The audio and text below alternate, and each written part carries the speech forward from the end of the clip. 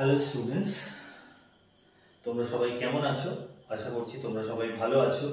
অনেকদিন পর আবার আমি ভিডিও বানাতে চলে এলাম। আমাদের যে পরমাণুর গঠন যে চ্যাপ্টারটা চলছিল তার পরবর্তী ভাগটা করার জন্য আমাদের আপাতত শেষ যে ভিডিওটা দেওয়া হয়েছিল তার মধ্যে ছিল হচ্ছে বোরের তত্ত্ব এবং প্ল্যাঙ্কের কোয়ান্টাম তত্ত্ব, এবং তার আগে যেটা দেওয়া হয়েছে cathode ray tube test, anode ray tube test এবং মিলিকানের অয়েল ড্রপ টেস্ট। তো এইটার পরবর্তী অংশ অর্থাৎ বোরের তত্ত্বের সাহায্যে কিভাবে হাইড্রোজেন পরমাণুর ব্যাসার্ধ আমরা নির্ণয় করব সেটা আমরা এই ভিডিওর মাধ্যমে দেখে নেব। তো আর বেশি দেরি না করে চলো ভিডিওটা শুরু করা যাক। আচ্ছা, বোর তত্ত্বের সাহায্যে যদি হাইড্রোজেন পরমাণুর যদি আমরা ব্যাসার্ধ নির্ণয় করতে চাই তাহলে বোরের তত্ত্বটা কেবলমাত্র এক ইলেকট্রন বিশিষ্ট পরমাণুর ক্ষেত্রেই প্রযোজ্য, এটা আমরা ধরে নেব। তো এটা যদি নিউক্লিয়াস হয়ে থাকে এবং নিউক্লিয়াসের বাইরের চারিদিকে এই কক্ষপথে যদি একটি ইলেকট্রন প্রদক্ষিণ করে তবে সেক্ষেত্রে এর মধ্যে ক্রিয়াশীল যে বলগুলো হবে সেই বলগুলো কি কি সেটা আমরা একটু দেখে নেব। ঠিক আছে, তো এটা হচ্ছে ভেলোসিটি। এই বরাবর বাইরের দিকে যে বলটা কাজ করছে সেটাকে আমরা বলছি অপকেন্দ্র বল, এটাকে বলা হয় অপকেন্দ্র বল, যেটার মান হচ্ছে mv²/r। ঠিক আছে, আর ভিতরের দিকে যে কেন্দ্রাতিক আকর্ষণ বল যেটা কাজ করে সেটাকে আমরা বলে থাকি হচ্ছে কেন্দ্রাতিক স্থিরতারিতিক আকর্ষণ বল বা কুলম্বিক ফোর্স আমরা বলতে পারি। ঠিক আছে, সেই স্থিরতারিতিক আকর্ষণ বলের মানটা কি হয়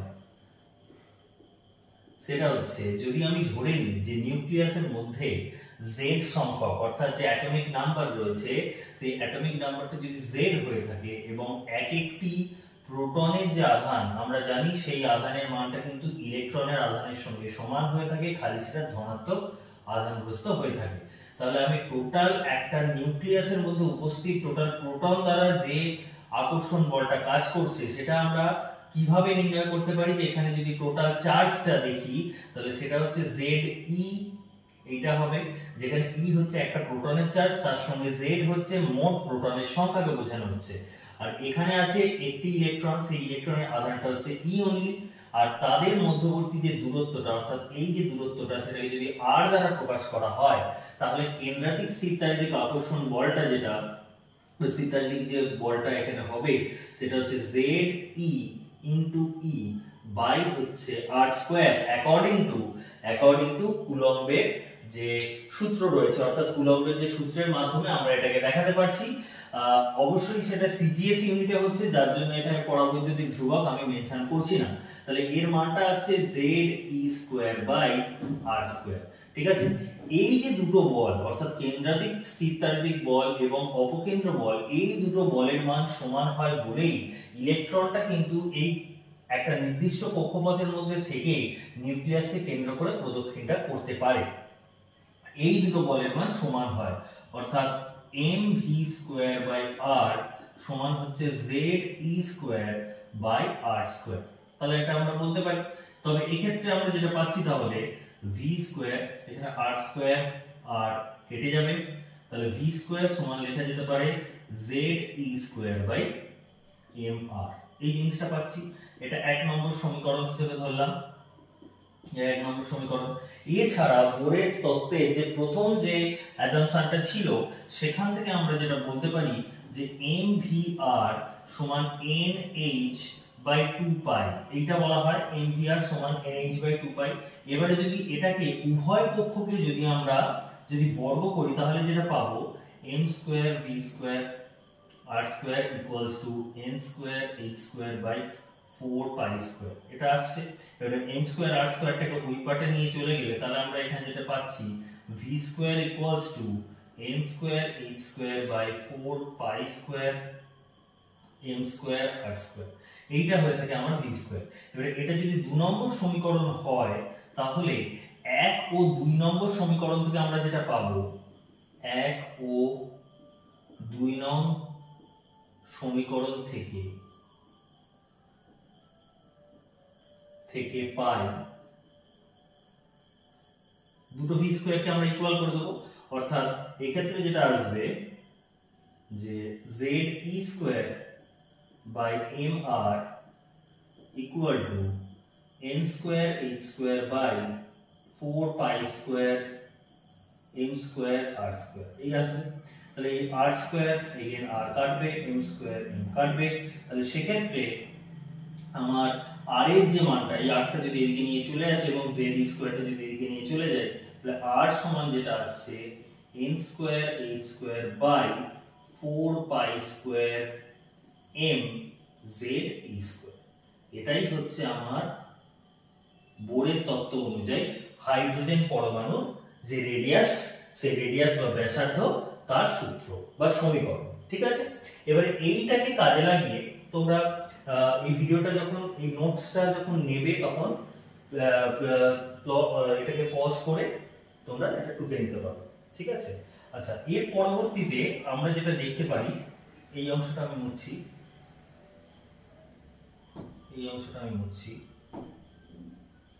যেটা আমি বলতে পারি সেটা হচ্ছে যে যদি একই পরমাণুর ক্ষেত্রে আমরা রেডিয়াসের ভ্যালুটা দেখি আর ভিন্ন পরমাণুর ক্ষেত্রে রেডিয়াসের ভ্যালুটা দেখি, যদি আমাদের কম্প্যারিজন করতে দেয়, অর্থাৎ যদি এরকম বলা থাকে যে প্রথম বোর রেডিয়াসের মানটা এত, তাহলে সেই অনুযায়ী তুমি হাইড্রোজেন পরমাণুর থার্ড যে বোর রেডিয়াসটা আছে তার মানটা নির্ণয় করো, সেটা তাহলে কোন সূত্রের মাধ্যমে আমরা সেটা ক্যালকুলেট করতে পারবো সেইটা দেখাচ্ছি। অর্থাৎ যদি আমি এটাকে n তম কক্ষের জন্য যদি এটা রেডিয়াসের সূত্র হয়, অর্থাৎ Rn সমান n square h square by 4 pi square m z e square, এটা যদি হয়ে থাকে, আর 1 নম্বর যদি হয় R1 সমান হচ্ছে h square by 4 pi square m z e square, তবে সেক্ষেত্রে এইটা বাই এইটা যদি আমরা করি, তাহলে সেক্ষেত্রে আমরা যেটা পাচ্ছি Rn সমান R1 ইনটু যেটা আমরা পেতে পারি সেটা হচ্ছে n স্কয়ার অনলি। ঠিক আছে, Rn ইকুয়ালস টু এইটা আমরা পাচ্ছি, সেটা হচ্ছে একই পরমাণুর ক্ষেত্রে, এটা হবে একই পরমাণুর ক্ষেত্রে প্রযোজ্য হবে, অর্থাৎ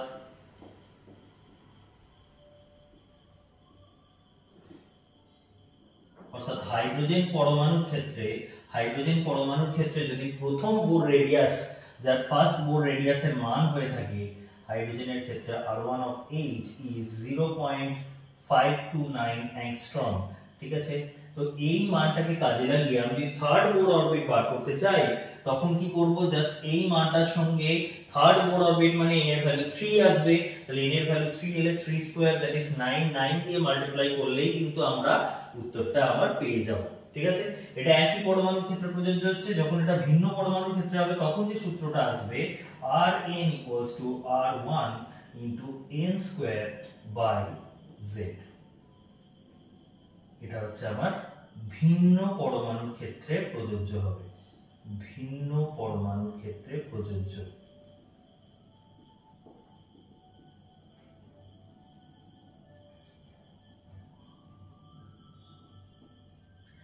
ঠিক আছে, তাহলে এটা আমরা পেয়ে গেলাম, রেডিয়াসের যে ফর্মুলাটা সেটা আমরা দেখতে পেলাম। ঠিক আছে, তো চলো এরপর ভেলোসিটি যে আছে, অর্থাৎ বেগের যে রাশিমালাটা, সেটা আমরা ক্যালকুলেট করব।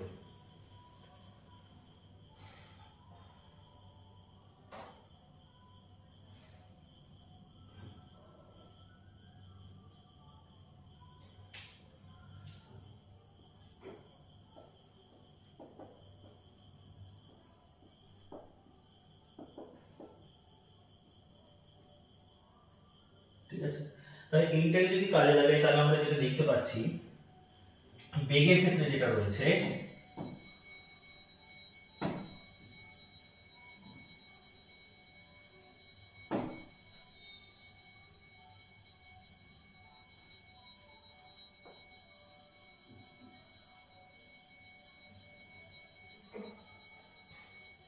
তো ওটা আমরা দেখতে পারি mvr equals to nh by 2 pi, এটা আমরা পেয়েছিলাম অলরেডি, যেখানে v equals to আমরা লিখতে পারি nh by 2 pi mr, right?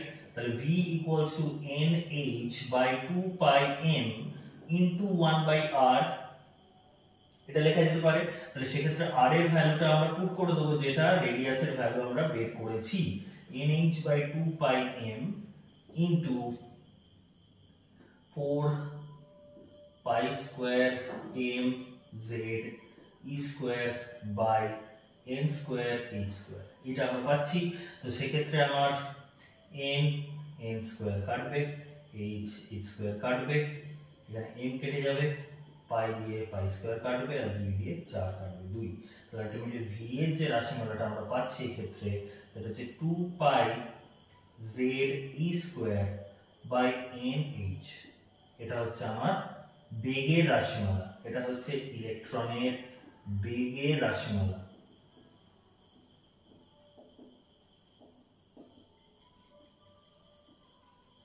Clear? আচ্ছা, এটা পাচ্ছি। এইবারে যদি এক্ষেত্রেও আমরা যেটা দেখলাম অর্থাৎ তুলনা করলাম যে 1 নম্বর যে ফার্স্ট বোর অরবিট আছে, ঠিক আছে, তেমনই যদি আমার ফার্স্ট বোর অরবিটে ইলেকট্রনের গতিবেগটা জানা থাকে আমাদের, তাহলে সেক্ষেত্রে আমরা তৃতীয়, চতুর্থ, পঞ্চম যা খুশি, ঠিক আছে, তাদের যদি আমরা বেগটা বের করতে চাই তবে সেক্ষেত্রে কোন সূত্রটা অ্যাপ্লাই করব। যদি একই পরমাণুর ক্ষেত্রে বের করার চেষ্টা করি তবে সেক্ষেত্রে v equals to 2 pi e square by nh, এটা হচ্ছে আমার vn equals to v1 into দিয়ে এটা আসবে। এটা হচ্ছে আমার একই, যদি সরি এটা আসবে শুধু v1 ইনটু 1 বাই n টা আসবে। এটা হচ্ছে যদি একই পরমাণুর ক্ষেত্রে আমরা বেগটা নির্ণয় করতে চাই তবে সেক্ষেত্রে এইটা আসবে। ঠিক আছে, যদি ভিন্ন পরমাণুর ক্ষেত্রে বের করতে চাই তাহলে vn সমান হচ্ছে v1 into z by n। ঠিক আছে, এটা হচ্ছে ভিন্ন পরমাণুর ক্ষেত্রে, এটা হচ্ছে একই পরমাণুর ক্ষেত্রে,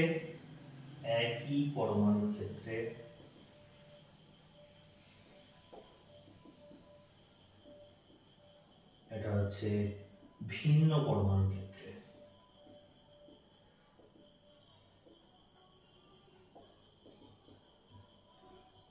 ক্লিয়ার? তাহলে এই হয়ে গেল আমার বোর তত্ত্বের সাহায্যে ইলেকট্রনের বেগের রাশিমালা।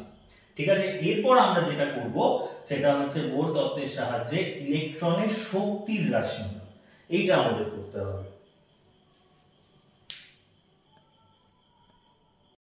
আচ্ছা, এবারে যেটা আমরা দেখব বোর তত্ত্বের সাহায্যে ইলেকট্রনের শক্তির রাশিমালা, অর্থাৎ ইলেকট্রনের মোট শক্তির রাশিমালাটা আমরা দেখব। সেক্ষেত্রে আমরা যেটা দেখছি একটা ইলেকট্রনের মধ্যে যে মোট যান্ত্রিক শক্তির পরিমাণ কি থাকে সেটা ক্যালকুলেট করতে পারলেই আমরা কিন্তু ইলেকট্রনের মোট শক্তির রাশিমালাটা পেয়ে যাব। তো যান্ত্রিক শক্তি বলতে আমরা যেটা জানি সেটা হচ্ছে স্থিতিশক্তি এবং গতিশক্তি। তো ইলেকট্রনের ক্ষেত্রে স্থিতিশক্তি বলতে বোঝায় যে কোনো একটা ইলেকট্রনকে অসীম দূরত্ব থেকে পরমাণুর ব্যাসার্ধের মধ্যে নিয়ে আসতে যে পরিমাণ কার্য আমাদের করতে হয় সেটাই হচ্ছে স্থিতিশক্তি।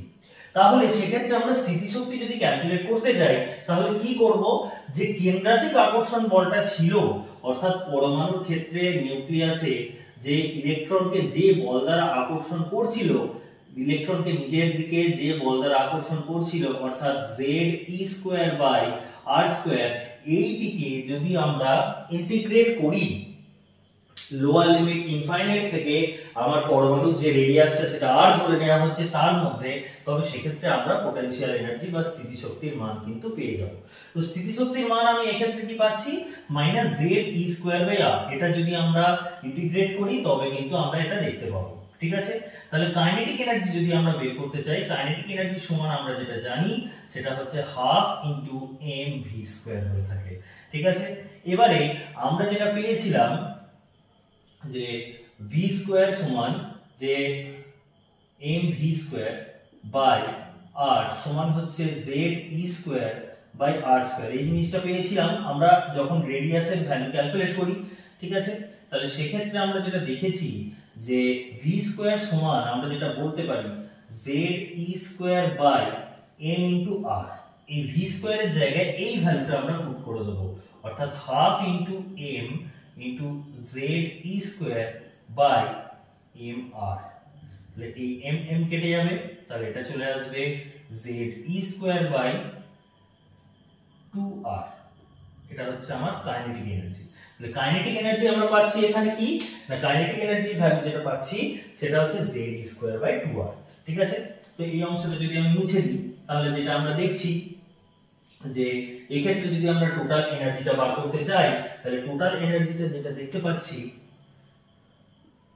E total equals to এটা হচ্ছে -z²/r যেটা হচ্ছে পোটেনশিয়াল এনার্জির ভ্যালু পেয়েছি প্লাস কাইনেটিক এনার্জির ভ্যালুটা পাচ্ছি ze²/2r এটা আমরা পাচ্ছি। তবে সেক্ষেত্রে আমরা যদি এখানে টোটাল এনার্জিটা দেখতে পাই তাহলে টোটাল এনার্জিটা আসছে -ze²/2r এটা হচ্ছে আমার টোটাল এনার্জি। তো এখান থেকে একটা রিলেশন আমরা আনতে পারি, সেই রিলেশনটা আমরা বেসিক্যালি কি পাচ্ছি, তো বেসিক্যালি সেই রিলেশনটা হচ্ছে E total equals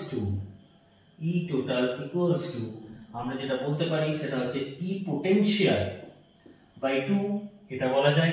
আর হচ্ছে কাইনেটিক এনার্জিটাও আমরা কিন্তু z²/2r পেয়েছিলাম, কিন্তু টোটাল এনার্জিটা তার মাইনাস ফর্ম পেয়েছি, তাহলে আমরা E total এর রেসপেক্টে এটাকে লিখতে পারি -E kinetic।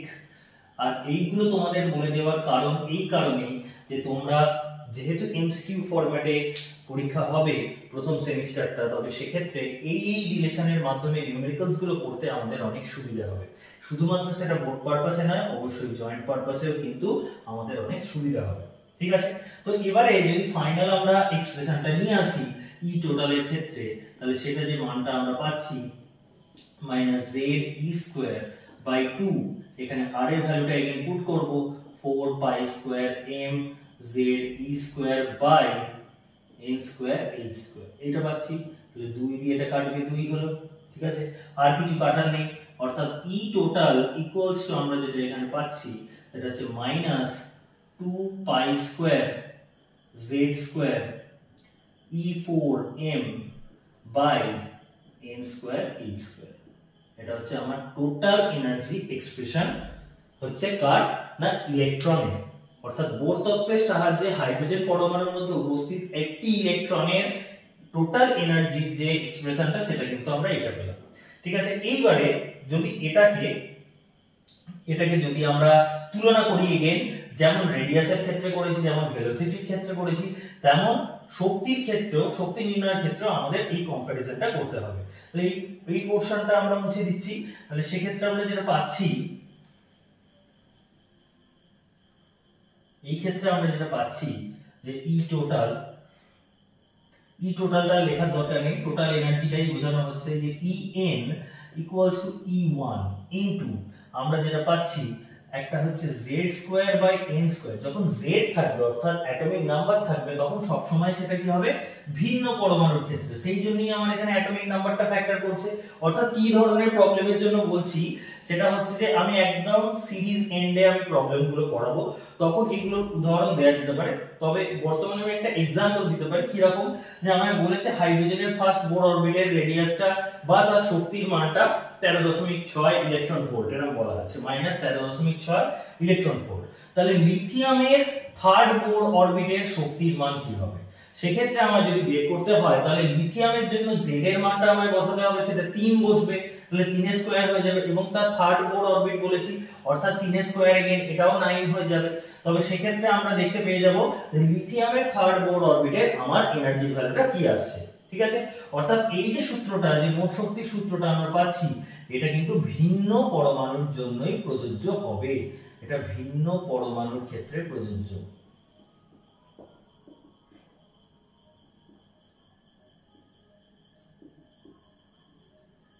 যখন সেম পরমাণুর ক্ষেত্রে করব En again equals to E1 into 1/n²,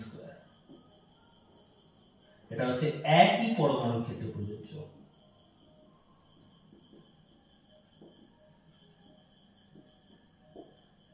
একই পরমাণুর ক্ষেত্রে প্রযোজ্য। ঠিক আছে, অর্থাৎ বোর তত্ত্বের সাহায্যে আমরা আজকে ব্যাসার্ধ, বেগ এবং শক্তির রাশিমালা এই তিনটেই কিন্তু পেয়ে গেলাম। ঠিক আছে, এইবার আমরা যেটা দেখব সেটা হচ্ছে বোর তত্ত্বের ক্ষেত্রে যে সমস্ত সীমাবদ্ধতাগুলো রয়েছে বা লিমিটেশনস গুলো যেগুলো রয়েছে। ঠিক আছে।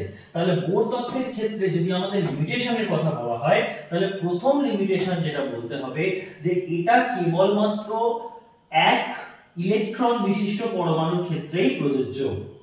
যদি বোর তত্ত্বের সীমাবদ্ধতার কথা বলা হয়, তাহলে বলতে হবে যে এটি কেবলমাত্র এক ইলেকট্রন বিশিষ্ট পরমাণুর ক্ষেত্রেই প্রযোজ্য হবে। ঠিক আছে, তো সীমাবদ্ধতা যেটা আসছে আমার, তো এখানে ফার্স্ট হচ্ছে আমার ওয়ান ইলেকট্রন সিস্টেমের জন্যই প্রযোজ্য, এক ইলেকট্রন সিস্টেমের ক্ষেত্রেই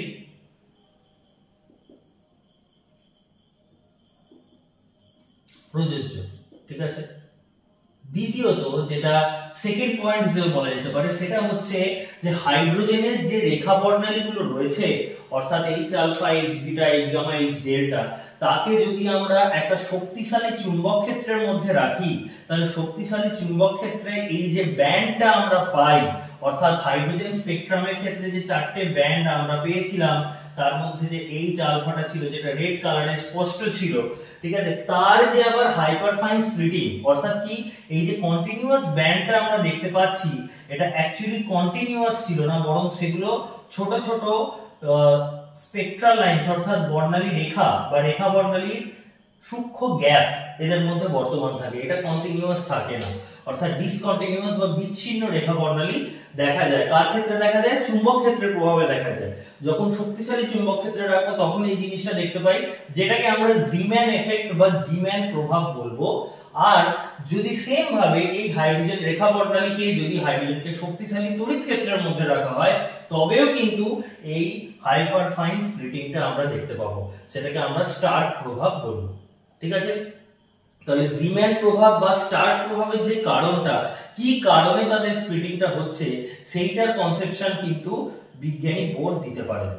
ঠিক আছে, থার্ড যে ত্রুটিটা ওনার আসছে সেটা হচ্ছে সনাতনী যে বলবিদ্যা, সনাতনী বলবিদ্যাকে তিনি কিন্তু লঙ্ঘন করেছেন। সনাতনী বলবিদ্যা বলতে আমার হাইজেনবার্গের অনিশ্চয়তা নীতি বলা যায়, যে অর্থাৎ কোনো একটা গতিশীল আণুবীক্ষণিক কণার ক্ষেত্রে একই সঙ্গে তার অবস্থান এবং তার ভরবেগের মান আমরা কিন্তু সঠিকভাবে নির্ণয় করতে পারি না। ঠিক আছে, অর্থাৎ যদি আমরা পজিশন সঠিকভাবে নির্ণয় করি, তবে সেক্ষেত্রে কোনো একটা পরমাণুর তার যে কক্ষপথ রয়েছে তার কিন্তু ব্যাসার্ধের মানটা আমরা সঠিকভাবে নির্ণয় করতে পারি। আর যদি আমরা তার বেগটা যদি সঠিকভাবে নির্ণয় করতে পারি, তবেই তার ভরবেগ নির্ণয় করতে পারবো। এক্ষেত্রে আমরা দেখেছি বোর তত্ত্বের ক্ষেত্রে একই সঙ্গে ব্যাসার্ধ এবং একই সঙ্গে বেগ দুটোই কিন্তু আমরা নির্ণয় করেছি। ঠিক আছে, যেটা কিন্তু সনাতনী বলবিদ্যাকে লঙ্ঘন করে। অর্থাৎ এই হলো আমার বোর তত্ত্বের তিনটে সীমাবদ্ধতা। প্রথম তো অবশ্যই এক ইলেকট্রন সিস্টেমের ক্ষেত্রে প্রযোজ্য। ঠিক আছে, 2 নম্বরটা হচ্ছে যে এই যে হাইড্রোজেনের রেখা বর্ণালীগুলো আছে শক্তিশালী চুম্বক ক্ষেত্র বা তড়িৎ ক্ষেত্রের মধ্যে রাখলে তার যে সূক্ষ্মতর যে বিশ্লেষণ হয়ে যায় রেখা বর্ণালীগুলো, সেইটার কিন্তু ব্যাখ্যা উনি দিতে পারেননি। আর থার্ড যেটা হচ্ছে আমাদের জিম্যান প্রভাব বা স্টার্ক প্রভাব, ওটাই হচ্ছে 2 নম্বরটা হলো। আর থার্ড এর ক্ষেত্রে যেটা হচ্ছে সনাতনী বলবিদ্যা, অর্থাৎ হাইজেনবার্গের অনিশ্চয়তা যে নীতি রয়েছে সেটাকে কিন্তু লঙ্ঘন করছে। ঠিক আছে, এই হচ্ছে আমাদের বোর তত্ত্বের সীমাবদ্ধতা।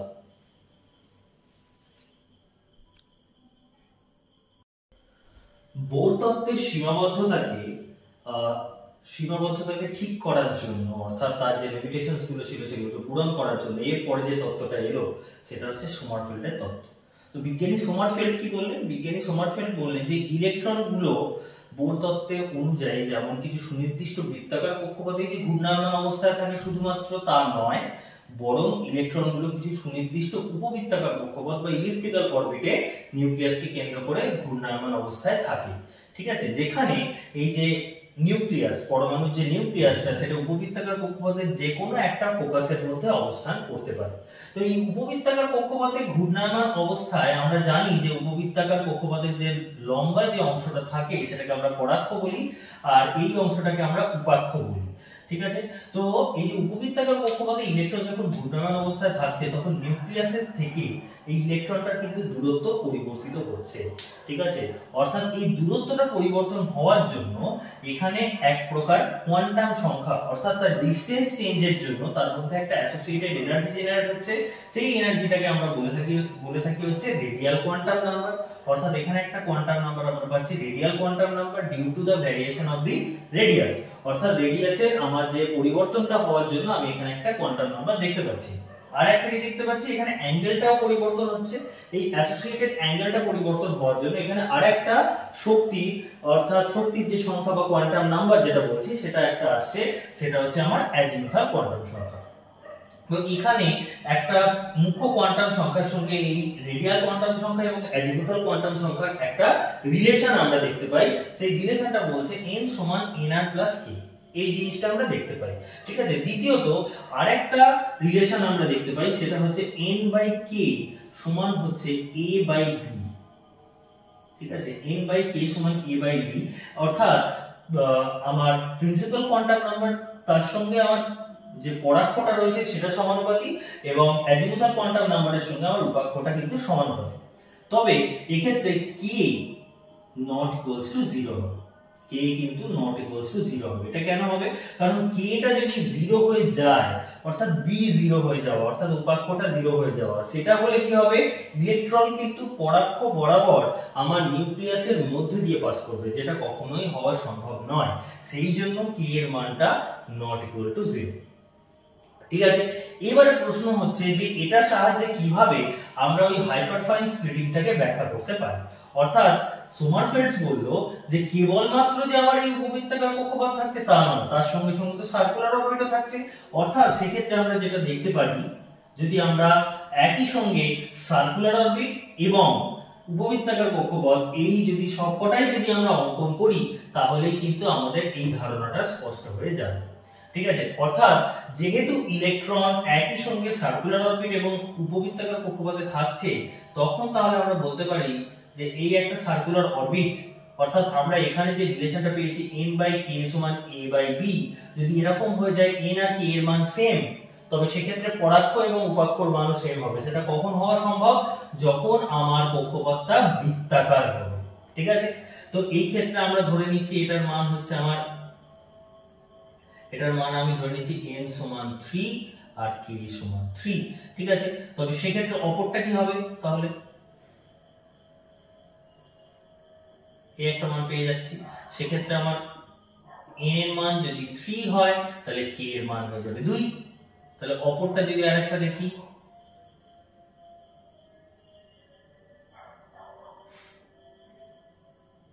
এটা পাচ্ছি, তবে সেক্ষেত্রে এখানে যে মানটা পাবো n এর মান যদি 3 হয় তাহলে k এর মান 1 হবে।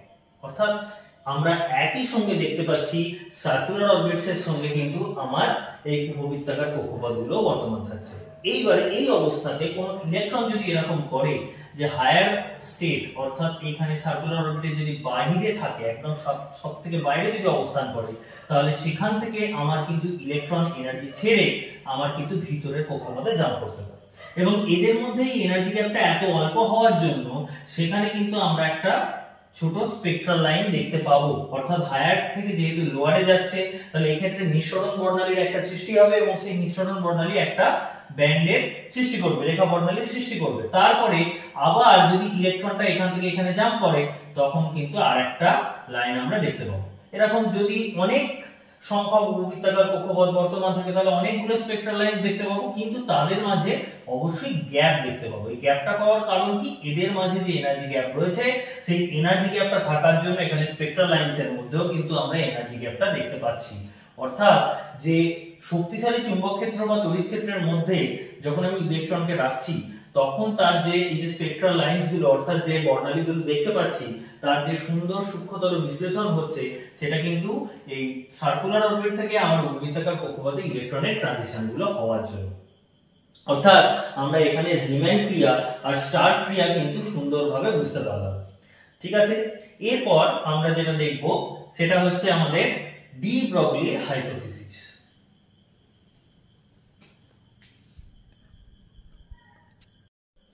আচ্ছা, এরপর চলে আসছি ডি ব্রগলির তত্ত্ব। তার আগে বিজ্ঞানী ম্যাক্সওয়েল আলো অর্থাৎ আলো বা লাইটকে যেটা দেখেছিল সেটা হচ্ছে যে আলো একই সঙ্গে কণা ধর্ম এবং তরঙ্গ ধর্ম প্রদর্শন করে। তো সেই কনসেপশনটাকে কাজে লাগিয়ে ডি ব্রগলি ধরলো যে যদি আলো বা ফোটন যদি একই সঙ্গে কণা ধর্ম এবং তরঙ্গ ধর্ম প্রদর্শন করতে পারে, তাহলে একই ধরনের আণুবীক্ষণিক কণা অর্থাৎ ইলেকট্রন তার মধ্যেও একই সঙ্গে কণা এবং তরঙ্গ ধর্ম বর্তমান থাকবে। তো সেই জন্য এক্ষেত্রে ইলেকট্রনটা একটা কণা, সেই হিসেবে তার যে অ্যাসোসিয়েটেড এনার্জিটা তার সূত্রটা দিয়েছিল বিজ্ঞানী আইনস্টাইন, যেটা আমরা সকলেই জানি E = mc² রূপে। ঠিক আছে, এবং বিজ্ঞানী ম্যাক্স প্লাঙ্ক এখানে যে শক্তির যে রাশিমালাটা দিয়েছিল সেটা কিন্তু এখানে তাকে তরঙ্গ রূপে অর্থাৎ ইলেকট্রনকে তরঙ্গ রূপে ধরা হয়েছে, যেহেতু এখানে কোনো ভরের এক্সপ্রেশন নেই। তাহলে E = h নিউ ধরেছিলেন ম্যাক্স প্লাঙ্ক, আর আইনস্টাইন কণা হিসেবে ধরে ওটাকে E = mc² বলেছিলেন। এবারে ডি ব্রগলি বললেন যে যেহেতু আমার এই দুজনেরই অ্যাসোসিয়েটেড কণাটা হচ্ছে ইলেকট্রন, তাহলে ফোটন যেমন একই সঙ্গে কণা ধর্ম এবং তরঙ্গ ধর্ম দুটোই দেখাতে পারছে, তাহলে স্বাভাবিকভাবে ইলেকট্রনও কিন্তু একই সঙ্গে কণা ধর্ম এবং তরঙ্গ ধর্ম দেখাবে। তাহলে তাদের যে অ্যাসোসিয়েটেড এনার্জিটা তাদের মানটা সেম হবে, অর্থাৎ mc² = h নিউ চলে আসবে। তাহলে আমরা বলতে পারি ডি ব্রগলি যেটা করলেন যে এদের দুজনের অ্যাসোসিয়েটেড এনার্জিটাকে সেম করে দিল, অর্থাৎ mc² = h নিউ। ঠিক আছে, তাহলে mc² = h * c/λ চলে আসবে, কারণ নিউ মানে হচ্ছে ফ্রিকোয়েন্সি, ফ্রিকোয়েন্সি বা কম্পাঙ্ক। আমরা জানি কম্পাঙ্কের সঙ্গে বেগ এবং তরঙ্গদৈর্ঘ্যের যে সম্পর্কটা ছিল, অর্থাৎ c = νλ, এটা বলা যায়, এটা আমরা জানি, বা আমরা যেটা পড়েছি v = nλ বা fλ রূপে, যেখানে নিউ এক্ষেত্রে নিউ হচ্ছে কম্পাঙ্ক, ওক্ষেত্রে ছিল n টা কম্পাঙ্ক বা f টা কম্পাঙ্ক। ঠিক আছে, তাহলে সেই রেসপেক্টে আমরা এখানে নিউটাকে c/λ দ্বারা প্রকাশ করতে পারি। তাহলে সেক্ষেত্রে আমরা কি পাচ্ছি, mc² টা mc = h/λ চলে এলো। এবারে যেহেতু এটা ভর একটা বেগ, তাহলে ভর ইনটু বেগ অর্থাৎ ভর বেগ আমরা পাচ্ছি, যেটা মোমেন্টাম, সেটাকে আমরা p দ্বারা ডিনোট করছি। এখানে p সমান তাহলে h/λ পেলাম, আর এই যে ল্যামডাটা পেলাম সেটাই হচ্ছে আমার ডি ব্রগলি তরঙ্গদৈর্ঘ্য। তবে এখানে লক্ষণীয় বিষয় এটা যে এই যে ডি ব্রগলি তত্ত্ব অর্থাৎ ইলেকট্রনের নিয়ে যে কনসেপ্টটা এসছে যে ওটাই কণা ওটাই তরঙ্গ ধর্ম, সেটা কিন্তু আণুবীক্ষণিক কণা বলেই সেটা খাটছে। যদি কোনো ম্যাক্রোস্কোপিক পার্টিকেল হয় তার ক্ষেত্রে কিন্তু ডি ব্রগলি তত্ত্ব খাটবে না। ক্লিয়ার? অর্থাৎ যদি আণুবীক্ষণিক কণা হয় তার ক্ষেত্রেই কিন্তু আমার ডি ব্রগলি তত্ত্ব প্রযোজ্য হবে। তো এই ছিল আমার ডি ব্রগলি তরঙ্গ তত্ত্ব। ক্লিয়ার?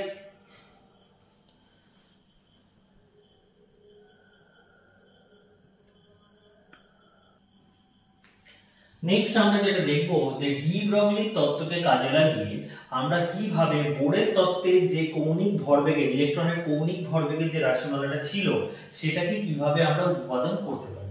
অর্থাৎ এখানে ইলেকট্রনকে একই সঙ্গে ওয়েভ এবং একই সঙ্গে কণা ধরা হয়েছে, তবে সেক্ষেত্রে আমরা যদি সেটাকে কণা হিসেবে ধরি, ইলেকট্রনকে যদি কণা হিসেবে ধরা হয়, তাহলে স্বাভাবিকভাবেই তার কক্ষপথটা বৃত্তাকার হবে এবং তার মধ্যে দিয়ে ইলেকট্রন ঘুরবে।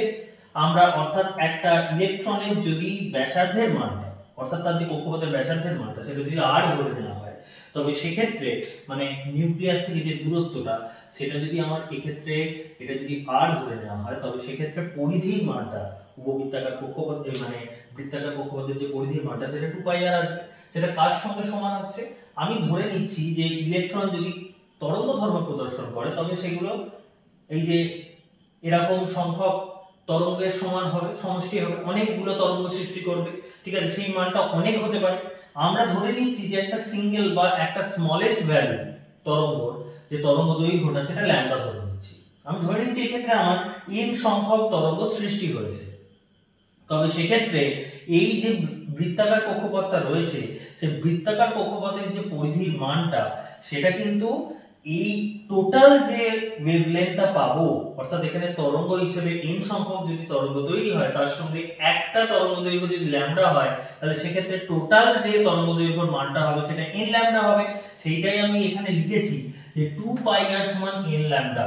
তাহলে বৃত্তাকার কক্ষপথের পরিধিটা যেটা হচ্ছে কণা হিসেবে ওকে ধরে নেওয়া হয়েছে, সেক্ষেত্রে পরিধির মানটা আমার আসছে 2πr। সেটা হচ্ছে তরঙ্গ হিসেবে যদি আমি ইলেকট্রনকে কনসিডার করি তবে সেক্ষেত্রে এর মানটা হয়ে যাবে এন্টায়ারলি n ল্যামডা। ঠিক আছে, তাহলে 2 পাই আর সমান n ল্যামডা। এবারে জাস্ট কি করেছি, ল্যামডা মানে h বাই p অলরেডি আমরা দেখেছি ডি ব্রগলি হাইপোথিসিস থেকে, তাহলে সেক্ষেত্রে p মানে mv হয়, তাহলে সেখান থেকে আমরা পেয়ে গেলাম কিন্তু mvr = nh বাই 2 পাই। এটাই হচ্ছে বোরের তত্ত্বে উপস্থিত যে ইলেকট্রনের কৌণিক ভরবেগের যে রাশিমালাটা ছিল সেটা কিন্তু ডি ব্রগলির তত্ত্ব থেকে আমরা আনতে পারলাম। ঠিক আছে,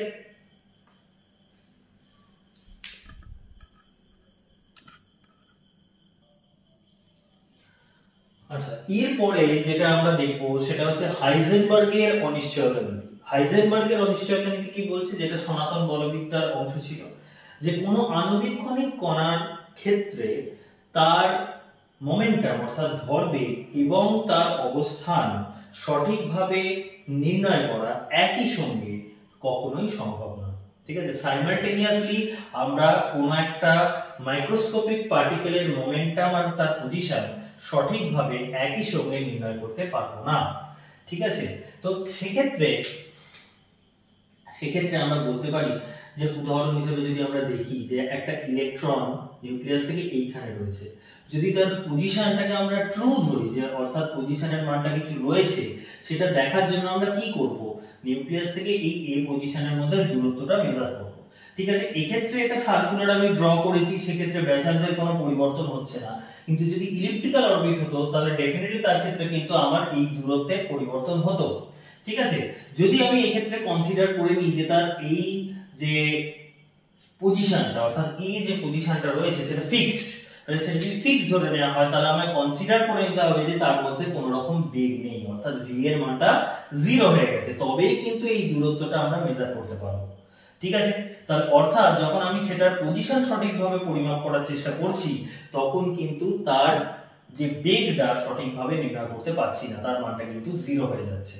অপরদিকে যদি আমি ধরে নিই যে এর কিন্তু বেগের একটা মান রয়েছে অর্থাৎ v এর একটা মান রয়েছে, কিন্তু সেক্ষেত্রে আমার এই যে দূরত্বর যে ভ্যালুটা অর্থাৎ আমি যেই মুহূর্তে এখানে এই দূরত্বটা মেজার করতে যাব তার যদি কোনো একটা বেগ থাকে তাহলে এ কিন্তু এই যে ইলেকট্রনটা এ পজিশনে না থেকে ততক্ষণে কিন্তু সে এ ড্যাশ পজিশনে চলে যাবে। ঠিক আছে, তাহলে এ ড্যাশ পজিশনে চলে গেলে তাহলে তার যে ডিসটেন্স আছে সেটা আলাদা হবে। যদি সার্কুলার অরবিট হয় তাহলে ডেফিনেটলি সেম হবে, কিন্তু যদি উপবৃত্তাকার কক্ষপথ হয় তাহলে ডেফিনেটলি সেখানে আলাদা হবে। অর্থাৎ আমি সঠিকভাবে কিন্তু তখন পজিশন মেজার করতে পারছি না যখন তার বেগটা সঠিক আমি ধরে নিচ্ছি। এটাই হচ্ছে আমাদের হাইজেনবার্গের অনিশ্চয়তা নীতি। ঠিক আছে, যে কোনো আণুবীক্ষণিক কণার ক্ষেত্রে একই সঙ্গে অবস্থান ও ভরবেগ সঠিকভাবে নির্ণয় করা সম্ভব না। তো এর যদি ম্যাথমেটিক্যাল ফরম্যাটটা দেখি তাহলে সেটা যেটা আমরা দেখতে পাই যে delta x into del p greater equals h by 4 pi, এটা আমরা পাই যদিও কম্পটন এফেক্ট থেকে আমরা এই জিনিসটা পাই, লাইটের একটা পোরশন রয়েছে কম্পটন এফেক্ট, সেখান থেকে এই জিনিসটা পাই। তো যেখানে ডেল্টা x টা কি বলছে, ডেল্টা x হচ্ছে আমার কোন ইলেকট্রনের অবস্থান নির্ণয়ের অনিশ্চয়তা, কোন ইলেকট্রনের অবস্থান নির্ণয়ের অনিশ্চয়তা। তো প্রোভাইডেড এখানে কেন আমি x ই দিয়েছি, কারণ এটা x অ্যাক্সিস বরাবর হতে পারে, y অ্যাক্সিস বরাবর হতে পারে, z অ্যাক্সিস বরাবর হতে পারে। অর্থাৎ del x del p h by 4 pi, del y del p h by 4 pi, del z del p h by 4 pi সেটাও হতে পারে। আর del p টা আমার যেটা আসছে সেটা হচ্ছে কোন ইলেকট্রনের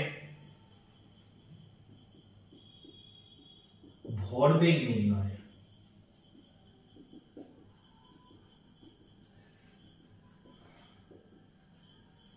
অনিশ্চয়তা। এই হচ্ছে আমার হাইজেনবার্গ আনসার্টেনটি প্রিন্সিপালের গাণিতিক রূপ। তবে হ্যাঁ, যে এইটাও কিন্তু অর্থাৎ এই যে নীতিটা এটাও কিন্তু আণুবীক্ষণিক কণার ক্ষেত্রেই প্রযোজ্য। আণুবীক্ষণিক কণা অর্থাৎ যদি কোনো ম্যাক্রোস্কোপিক পার্টিকেল হয় তার ক্ষেত্রে কিন্তু হাইজেনবার্গ অনিশ্চয়তা নীতি প্রযোজ্য হয় না, আণুবীক্ষণিক কণার ক্ষেত্রে প্রযোজ্য।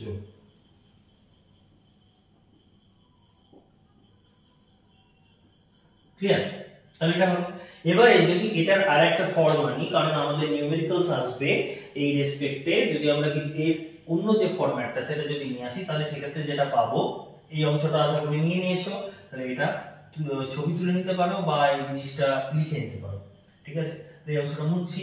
তাহলে এর যে সেকেন্ড ফরম্যাটটা আমরা এখানে পাচ্ছি সেটা হচ্ছে যে ভরবেগ, যেটা ভরবেগ নির্ণয়ের যে অনিশ্চয়তাটা সেটা ডেল পি ছিল, ওটাকে আমরা ভেঙে লিখতে পারি delta X into M into del V X greater equals H by 4 pi, এটা হবে।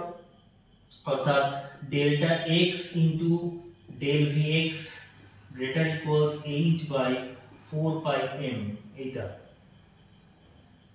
এটা হচ্ছে আমার যে ডেল ভি এক্স টা পাচ্ছি সেটা কিন্তু আমার বেগ নির্ণয়ের অনিশ্চয়তা।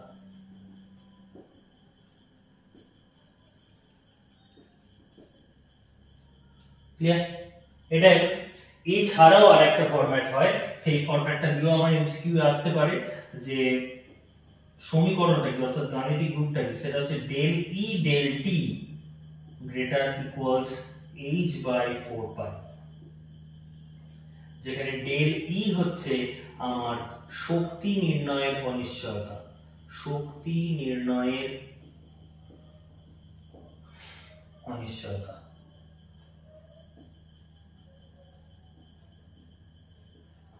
আর ডেল টি হচ্ছে সময় নির্ণয়ের অনিশ্চয়তা। অর্থাৎ একই সঙ্গে শক্তি এবং সময় আমরা সঠিকভাবে একই সঙ্গে নির্ণয় করতে পারি না।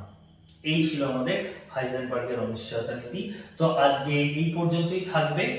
পরের দিন আবার আমরা ইলেকট্রনের যে পূর্তি সেই রিলেটেড সবার সবথেকে ইম্পর্টেন্ট যেটা সেটা হচ্ছে কোয়ান্টাম সংখ্যা জিনিসটা কি সেটা জানবো, এবং পরবর্তী যে জিনিসটা জানবো সেটা হচ্ছে পাউলির অপবর্জন নীতি, হুন্ডের সূত্র এবং আউবাউ এর নীতি।